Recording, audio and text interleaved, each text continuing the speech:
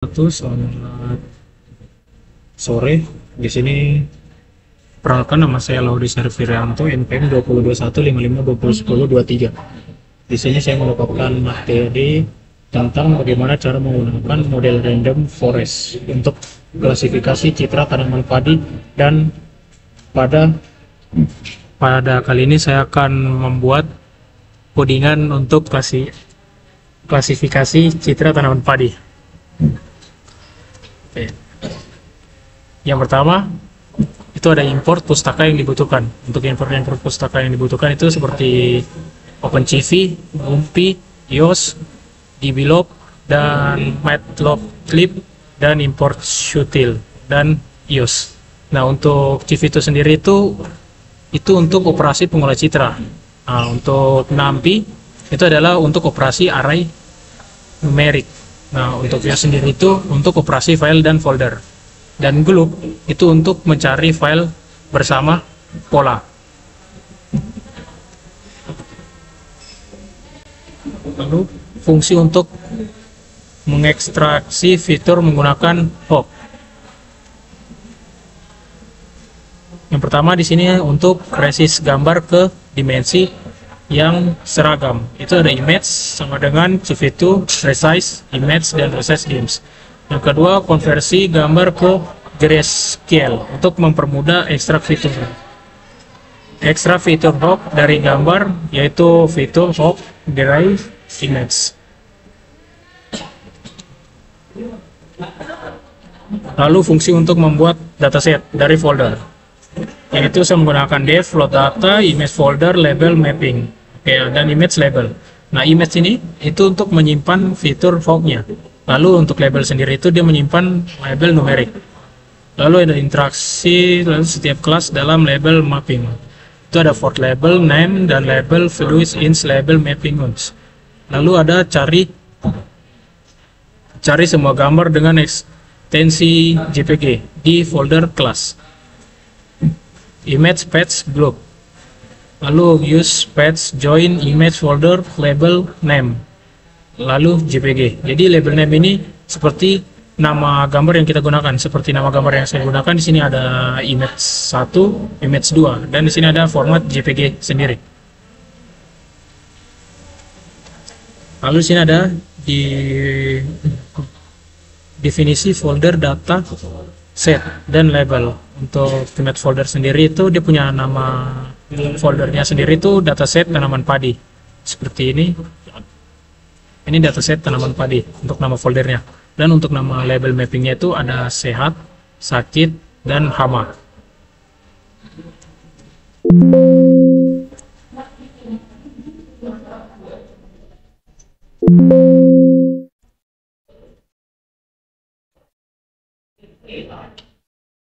Oke, lalu ada periksa apakah dataset kosong. Nah, jika dataset kosong, dia akan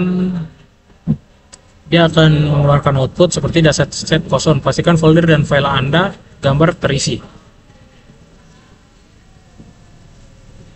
Oke, terus tampilan distribusi data. Itu ialah print, distribusi data, counter. Lalu periksa apakah data cukup untuk dibagi. Nah, jika data tidak cukup untuk dibagi, akan mengeluarkan output seperti dataset terlalu kecil, tambah lebih banyak data. Lalu membagi dataset menjadi data latih dan data uji. Lalu membuat model random forest. Lalu kedua, evaluasi model menggunakan data uji. Nah, di sini ada fungsi untuk menampilkan gambar dan prediksi model, yaitu dev display image with prediction, image patch model label mapping. Terus dia akan membaca gambar dari patch, yaitu image CV2 imprints, dalam kurung image patch. Nah, if image is known, jika itu dia akan memprint gambar tidak ditemukan. Lalu ada ekstraksi fitur hop. Lalu prediksi gambar di sini ada tampilkan gambar dengan label prediksi.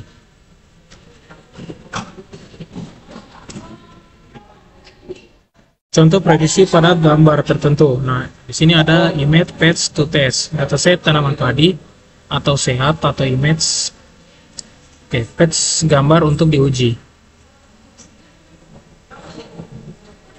Oke. Lokasi sumber gambar.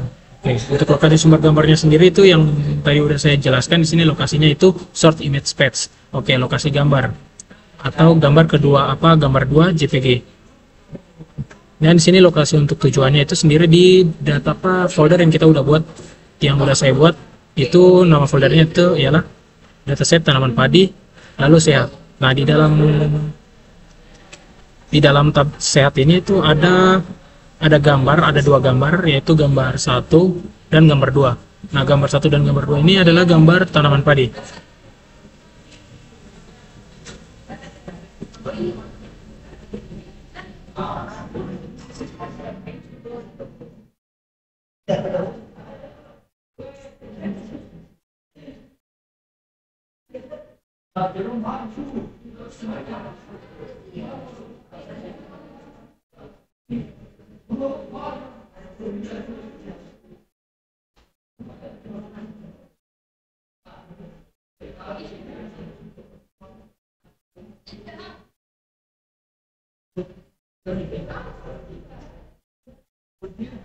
Setelah itu, di sini saya akan menjalankan aplikasi Python yang telah saya buat.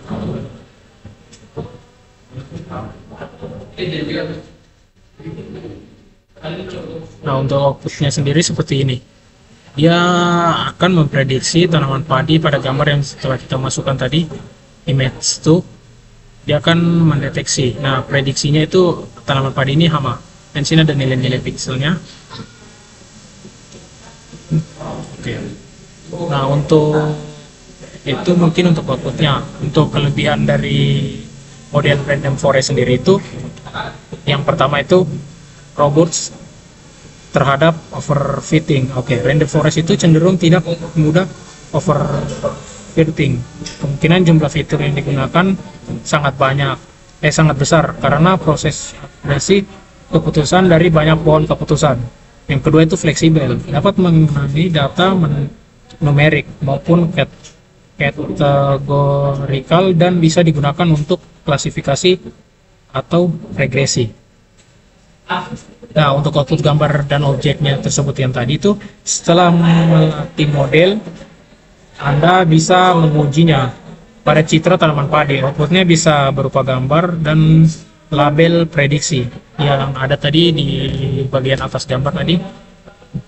Jadi outputnya itu bisa berupa gambar. Nah, gambar yang udah kita masukkan tadi itu adalah gambar tanaman padi dan bisa berupa output.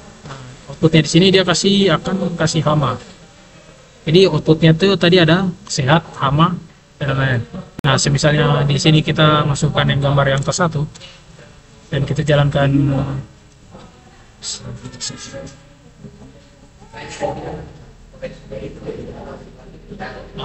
Dia akan memprediksi lagi tanaman padi ini sakit. Jadi mungkin itu presentasi tugas dari saya, tugas nomor 23. Mungkin jika ada kesalahan, terima kasih.